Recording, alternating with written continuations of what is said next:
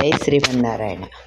శ్రీ మహాభారతములో భగవానుని ఉపాయ వైభవము స్పష్టీకరించబడినది.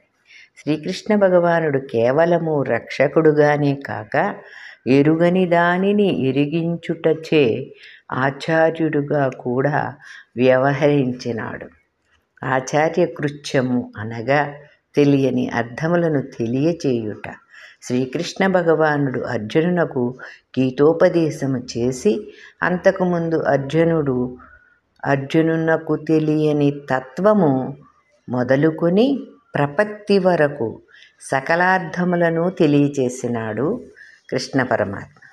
దేహమే ఆత్మ అనేది నిశ్చయముతో ఉన్న అర్జునునకు దేహము యొక్క స్వరూపమును స్వభావమును ఆత్మ యొక్క స్వరూపమును స్వభావమును తెలియచేసినాడు.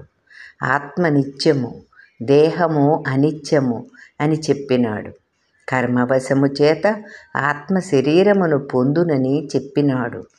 ఆత్మ నాశనము లేనిదని ఎరిగించినాడు. ఆత్మ స్వతంత్రము అనేది భ్రమను తొలగించినాడు. నాకే చెంది నా చేతనే ధరింపబడి నా చేతనే నియమింపబడునది ఆత్మ అని విశదీకరించినాడు. ప్రకృతి యొక్క వికారమే శరీరము. సత్వరజస్తమో గుణములు శరీరమునందుండును. వీని చేతనే అహంకారము కలుగును. ఈ అహంకారము ఎంతో దోషభూయిష్టము. ఇంద్రియములు ప్రబలమైనవి. వీనిని ప్రవర్తింపచేయునది మనస్సు.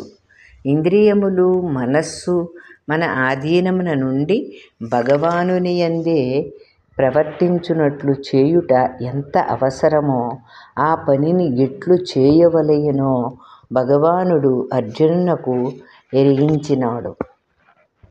భగవానుని ఆశ్రయించువారు ఆర్తులు, అర్ధార్థులు, జిజ్ఞాసులు, జ్ఞానులు అని 4 విధములుగా ఉందురని తెలిపి వారి వారి ప్రవృత్తులను కూడా భగవానుడు వివరించినాడు. ఆర్తులు పోయిన ఐశ్వర్యమును మరల కావలయునని తనను ఆశ్రయింతురని చెప్పినాడు. అర్ధార్థులు తమకు ఉన్నది చాలక కొత్త ఐశ్వర్యము కావలయునని ఆశ్రయింతురని చెప్పినారు. జిజ్ఞాసువులు శరీరము కంటే ఆత్మ వేరు అని గుర్తించిన వారు. తమకు మరల జన్మము లేకుండా ఉండవలయునని ఆశ్రయింతురు అని. జ్ఞానులు నన్నే ప్రేమించి నన్ను చేరుటయే ప్రయోజనమని భావించుచు నన్ను సేవించుచు నాకు ప్రీతిని కలిగించుచు నాకు కలిగిన ఆ ప్రీతిని చూచి తాము ఆనందించవలయునని కోరుచు నన్ను ఆశ్రయింతురు అని భగవానుడు బోధించినాడు.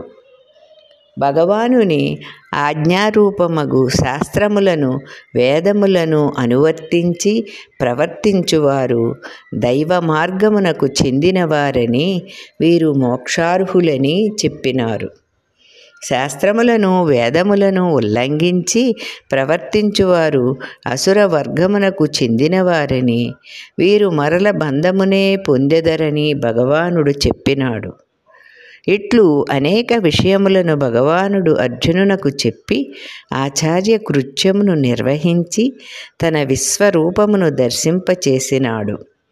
ఇట్లు దర్శింపచేసి దానిని పొందుటయే పరమ పురుషార్థమని తెలిపినాడు. కావున తానే ఉపాయము అని చెప్పినాడు. ఈ ఉపాయమును పొందుటకు కర్మ జ్ఞానములు అంగములుగా ఉన్న భక్తిని కలిగి ఉండవలయునని చెప్పినారు. ఇది ఎంతో కష్టమే అని అర్జునుడు తన మనస్సులో అనుకొనినాడు. అంతర్యామికి తెలిసినది. అర్జున, భయపడకు. దానికంటే సులభముగా చేయదగినది భగవానునకే పరతంత్రమైన ఆత్మ యొక్క స్వరూపమునకు అనురూపమగు ఉపాయము ఒకటి ఉన్నది. అది ప్రపత్తి. ప్రపత్తి అనగా భగవానుని పొందుటకు భగవానుడే ఉపాయము అని మనసులో దృఢముగా విశ్వసించుట అని చెప్పినాడు. ఈ విధముగా అర్జునునకు అంతకు పూర్వము తెలియని అనేక అర్థములను భగవానుడు తెలియచేసి ఆచార్యుడు చేయు ఉపకారమును తానే మహాభారతములో నిర్వహించినాడు. భగవానుడు ఉపాయమే కాని మధ్యన ఒకరు లేకుండా తనంత తాను జీవునకు అభిముఖము కలిగించి స్వీకరింపడు. దానిని చేయుటకు మధ్యవర్తినిగా లక్ష్మీదేవి ఉండవలెను. ఈ విషయమే ద్వయమంత్రములో నిర్దేశించబడినది. ద్వయమంత్రము పురుషకార వైభవమును చెప్పినది. కానీ మహాభారతములో శ్రీకృష్ణ భగవానుడు తానే పురుషకారము, తానే ఆచార్యుడు, తానే ఉపాయమై ప్రవర్తించినాడు.